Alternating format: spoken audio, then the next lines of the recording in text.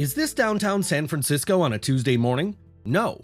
Is this the same Chase Center where the Warriors won the Larry O'Brien Trophy back in 2022?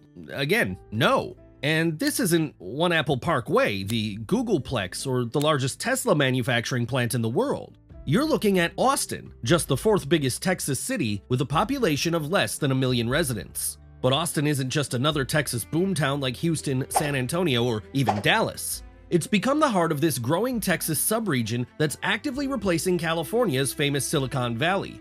Getting fed up and moving to Arizona, Nevada, Texas, or Florida. But a new study says rich people are the ones who are bouncing, and as they go, concerns that California's golden geese are taking flight. Bad news for California, known for an overdependence on its technology sector. But it has completely flipped the state of Texas from a deep history as being America's capital for oil and gas into this modern economic oasis that feels more and more like an enclave of Southern California and less like its labored past. Now, I won't take much of your time explaining the recent decline of California because it's often exaggerated, and frankly, the rise of Austin, Dallas, and to a lesser extent Texas in general is more interesting anyway. But the TLDR is that California has seen net losses in population and the departure of tens of thousands of businesses in the 2020s after several decades of dominating American economics through the rise of the Silicon Valley, or as I like to call it, California's third gold rush. As severe housing shortages, high taxes, and complex regulations have strained the Golden State, with the state facing difficult circumstances on pretty much every front, while many of its residents and businesses flee to this handful of states for relief. But as the Bay Area contends with seemingly endless headwinds for the foreseeable future, the headlines for Austin and Dallas couldn't be more the opposite, with cities not just welcoming hundreds of thousands of new residents and billions of dollars in business investments, but with much of it coming directly out of California. Of course, Austin wasn't always this newsworthy, and it's still relatively small when compared to Texas's biggest city, as Houston has the fourth highest population in the United States and a metropolitan population that dwarfs Austin. And yet, size can be deeply relative, especially in a state where everything is bigger, with Austin recently passing San Jose as the nation's 10th biggest city.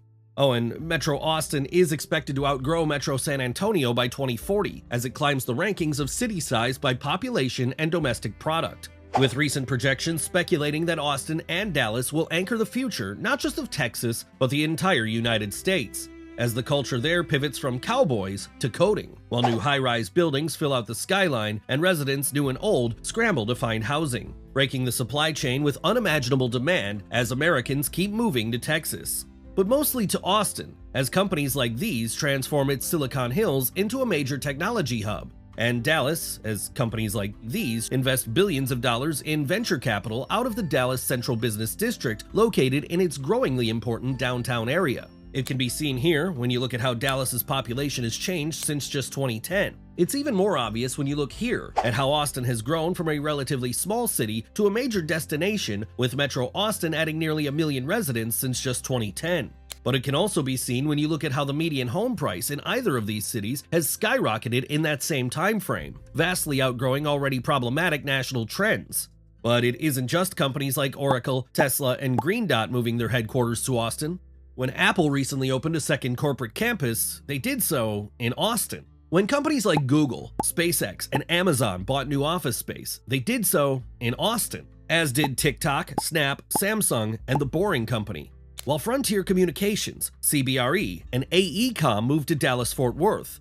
And it isn't really difficult to see why. Texas not only has friendly business regulations, it has favorable taxes, while Austin has a very skilled labor pipeline thanks to the University of Texas, proximity to state leadership, and at least for now, better affordability than Southern California, while Dallas has the kind of big city amenities and infrastructure needed to attract major businesses and banking interests with a proven track record in lucrative corporate operations and better affordability. As rodeo life and ranching have become nothing more than cultural slogans, and more Texans are earning a living from behind a computer screen, while Texas moves away from the cattle, crude, and cotton it was once synonymous with. Of course, the other C, construction, is more important than ever before, but it's completely different now, with mixed-use mega projects like Northline, Texas, and the Rail Yard replacing local businesses and modest shopping complexes, as growth in cities like Austin and Dallas push Texas further into this commercial future as a wonderland for corporate interests, leaving pretty much everything and everyone else behind.